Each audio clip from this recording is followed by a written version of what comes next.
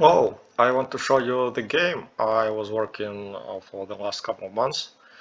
It's not done, it's very early, about 5% is done, but I want to show it anyway. It's a multiplayer political simulator called Narrow Game. The game is named after a book, The Narrow Corridor, States, Societies, and the Fate of Liberty. In the book, they analyze processes that are going on in different political regimes and how those processes affect societies and states.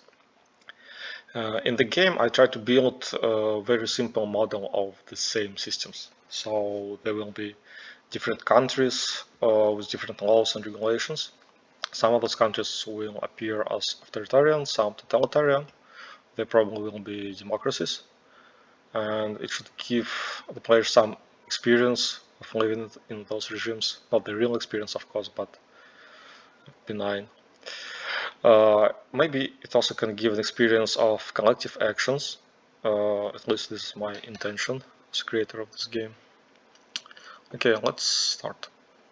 It's a political simulator disguised as economic simulator. So at first you think it's just economics, but then you realize how much it depends on politics.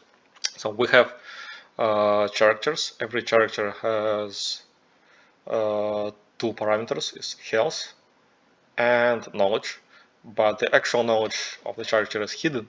Instead, they see estimated knowledge. Estimated is knowledge affected by Dunning-Kruger effect. So when you don't have knowledge, you think you have a lot, and when you have a lot, you know you have a lot. So let's start with economic part.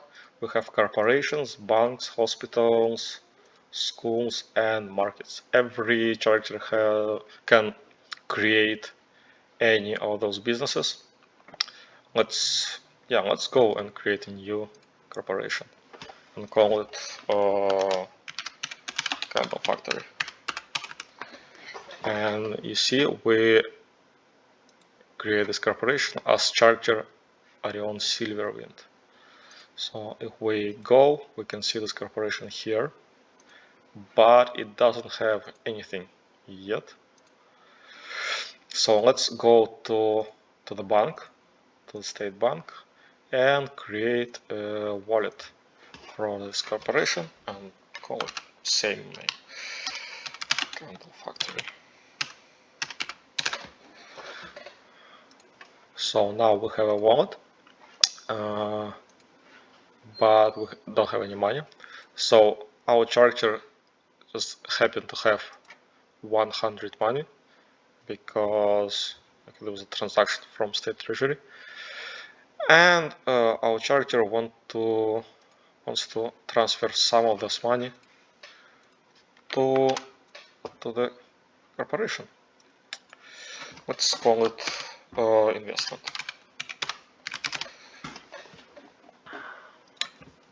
So now we have this transaction is investment, and we have 19 money. We can go to the market and actually buy something. We can buy from the state corporation, let's say 3 anvils. As Candle Factory, yeah, two anvils. Okay, it should be done. Let's check the transactions. Yep, anvil number 6 and anvil number 12. Okay, let's go to our Candle Factory. And here we go, we have these anvils. So let's talk about tools and goods. Tools can produce goods or other tools. For example, this is going to produce spoons, and this one going to produce another anvil. So go to production, check, here we go, we have 2 new anvils, and we can start work on this one.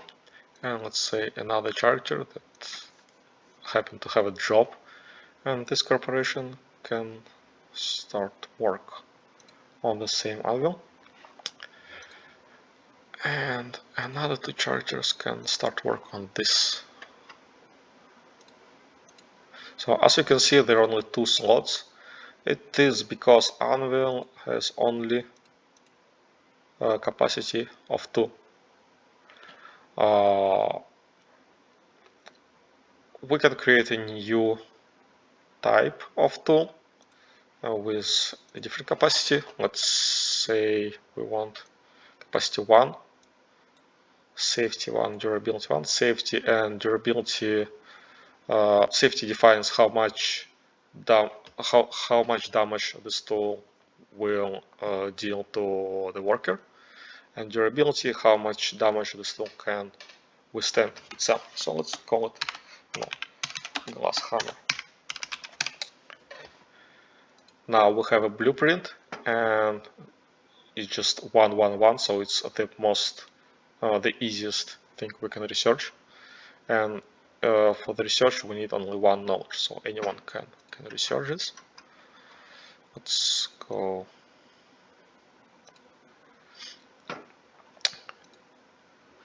Okay, our work in progress and our research also in progress. When characters use tools, they can damage this tool, and they can damage themselves. They can damage their own health, and how much damage they cause depends heavily on their knowledge. So this is a recommended knowledge for use. Okay, let's update it. So you see, for example, this work log happened to the first add 3 Arion increased the production to 66 and 67%. They damage their health to 9%, and they damage tool by 2%. And Serafina damage themselves way more and damage the tool, but they didn't produce anything. It's because they probably don't have enough knowledge. The same with this Anvil. Okay, yeah, that's basically it. What related to production. After you produce goods and tools, you can sell it on the market. Okay, let's check healthcare and education. Start with hospitals. We can have private hospitals in school or state hospital school. So we have only state right now, and like giving a visit to a doctor doesn't cost us anything, but in private hospitals it can cost money. The number of restored health point depends on doctor's knowledge. So let's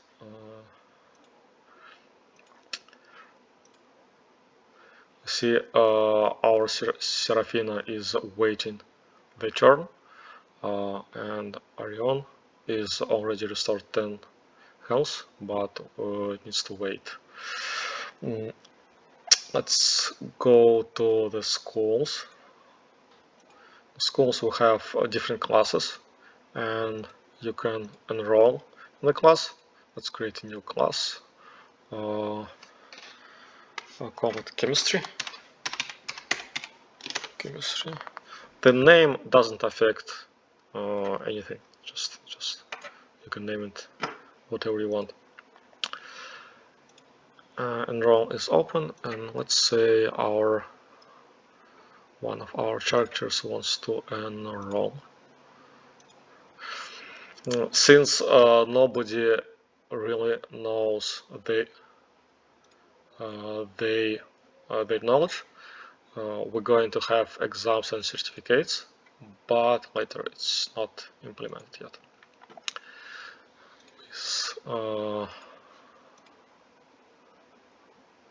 Serafina cannot enroll in their own class. Yeah. Okay, so we have 3 students enrolled, and in 2 minutes or so they gonna increase the knowledge in if teacher's knowledge is bigger than students' knowledge. Okay, that's it.